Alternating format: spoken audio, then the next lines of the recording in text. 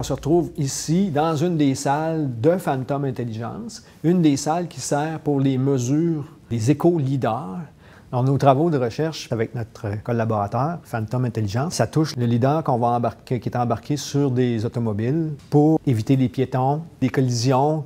On émet une impulsion laser, puis on regarde l'écho. Et cet écho-là peut être retourné par un piéton. Ça peut être une autre voiture, ça peut être un animal.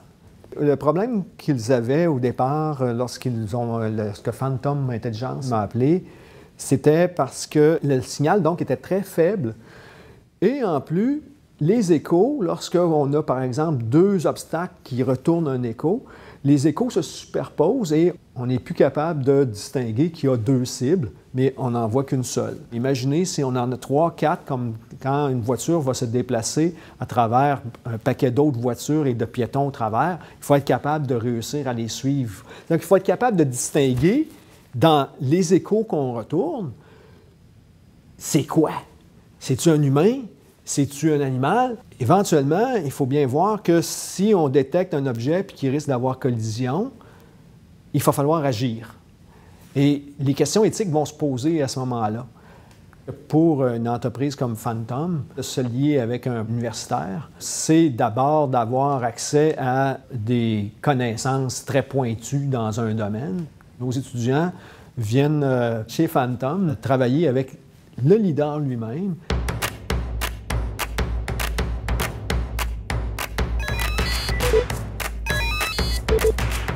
J'ai toujours voulu aider la science. Aujourd'hui, je suis content d'avoir cette chance. Que ce soit Neil Armstrong, Chris Hadfield, Jacques Cousteau ont tous porté des combinaisons. Je vais porter la mienne avec fierté.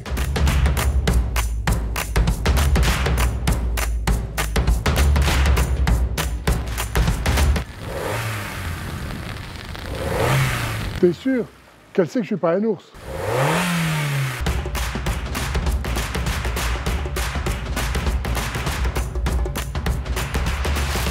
Je suis titulaire d'une chaire de recherche industrielle CRSNG Prompt en expérience utilisateur. L'objectif, c'est de mesurer, par exemple, la frustration, le plaisir, la charge mentale vécue par des utilisateurs en interaction avec des technologies de toutes sortes et d'être capable de le mesurer avec grande précision pour savoir à quel moment une interaction n'est pas optimale et être capable d'aider les concepteurs de ces applications-là à les améliorer. Souvent, l'utilisateur n'est pas capable de se rappeler avec précision et même se rappeler le nombre de ces points saillants ou de vallées dans l'expérience. Un test qu'on a fait cet été là, dans le domaine de l'épicerie en ligne, l'utilisateur essentiellement est capable de nous verbaliser 20% de ces points de friction-là qu'il y a eu pendant l'expérience, mais 80% des points de friction, on a été capable de les détecter automatiquement avec la technologie qu'on a développée, sans même que l'utilisateur nous les verbalise. Et ce que ça permet de faire, c'est que ça ramène au concepteur le moment exact de cet élément-là qu'on devrait modifier pour rendre l'expérience plus optimale.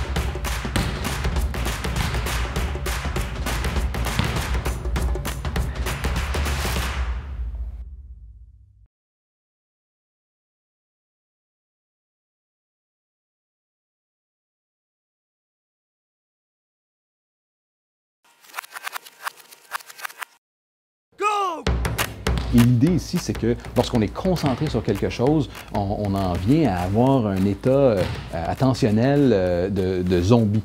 C'est aussi ma responsabilité sociale de regarder l'envers de la médaille. Hein? Des expériences qui sont trop engageantes font en sorte que lorsqu'on les utilise, bien, on est pris dans notre téléphone et on ne prend pas conscience de l'environnement. Et donc, on a tout un programme de recherche sur dans le contexte de texter en marchant. On étudie le phénomène très risqué de se déplacer comme piéton dans un environnement urbain et de ne pas voir un stimuli qui se dirigerait vers nous, une auto.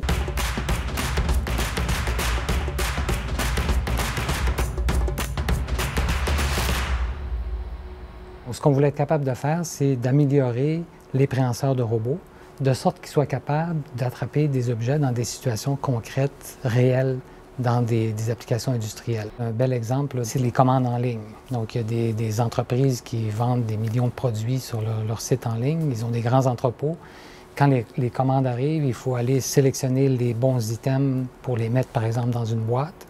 Ça, c'est difficile à faire pour des robots parce que les items sont variés, les formes sont variées. Par exemple, des objets plats sur une surface plate. Donc, même pour nous, c'est parfois un peu difficile. Pour un robot industriel, ça devient impossible dans certaines situations. Donc, on a développé des techniques pour faire ça. On a amélioré les qualités des préhenseurs. Bye bye, hein, bon week-end tout le monde. C'est la carte pour sortir. Ah, merci. Bye bye, Robert. Mais... il n'y a plus personne?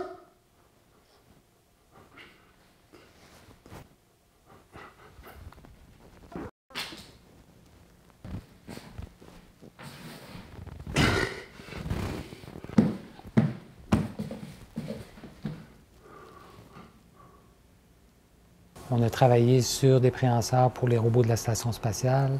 On a travaillé pour des préhenseurs pour des robots dans l'industrie nucléaire. Et on a travaillé sur des préhenseurs pour des prothèses.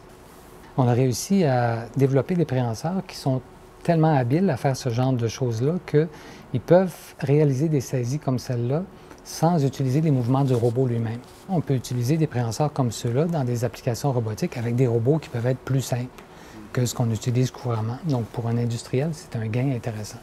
On essaie de faire des outils qui s'adaptent de façon la plus simple possible. Bon, évidemment, comme enfant, je me souviens de m'être déguisé en robot pour l'Halloween ou des choses comme ça, mais ce qui m'a vraiment attiré vers la robotique, c'est vraiment la modélisation mécanique des systèmes physiques. Ça m'a toujours fasciné. C'est fascinant parce que quand on se met à simuler des systèmes mécaniques comme ceux-là, c'est un peu comme s'ils se mettaient à prendre vie.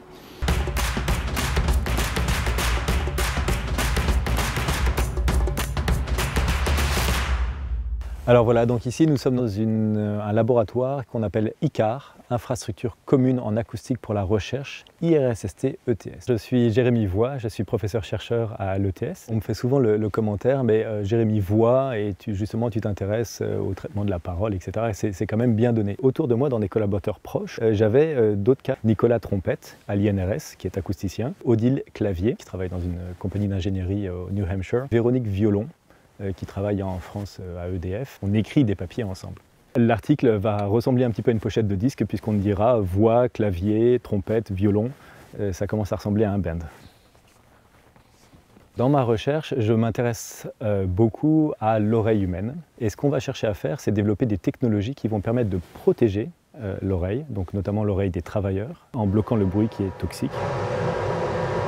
Il y a un piano qui va te tomber sur la tête. Qu'est-ce que tu dis?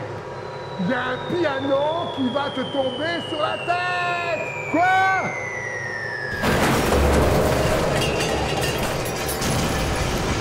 La deuxième chose qu'on va faire, on va s'intéresser beaucoup à la communication dans le bruit parce que c'est un gros souci. Les gens qui sont dans des environnements bruyants ont besoin souvent de communiquer et ne peuvent pas. Et nous, on a développé finalement une technologie très originale où on va prendre le son, non pas qui sort de la bouche, mais le son qui sort de l'oreille.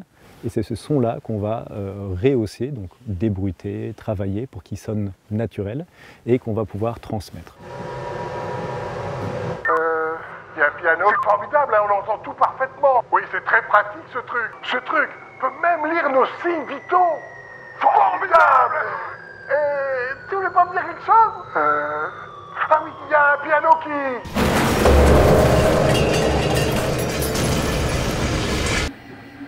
En réalité, on peut rajouter d'autres capteurs, des capteurs de température, c'est évident. La température et l'humidité de l'oreille sont des indices assez intéressants. On peut rajouter aussi les mouvements. Les applications sont extrêmement nombreuses, mais on pourrait imaginer un travailleur qui tombe, détecter ce qu'on appelle le man down, qui est une situation critique où on doit en dépêcher des secours, mais la personne ne peut plus communiquer. Et là, c'est un petit peu ambitieux et c'est un gros rêve, mais on rêve qu'un jour, les appareils qu'on a dans l'oreille, pensez aux prothèses auditives, vont finalement savoir ce qui vous intéresse d'écouter. Et donc, si on était capable de faire ce qu'on appelle la séparation de sources, on aurait un gros avantage et on pourrait alimenter la machine.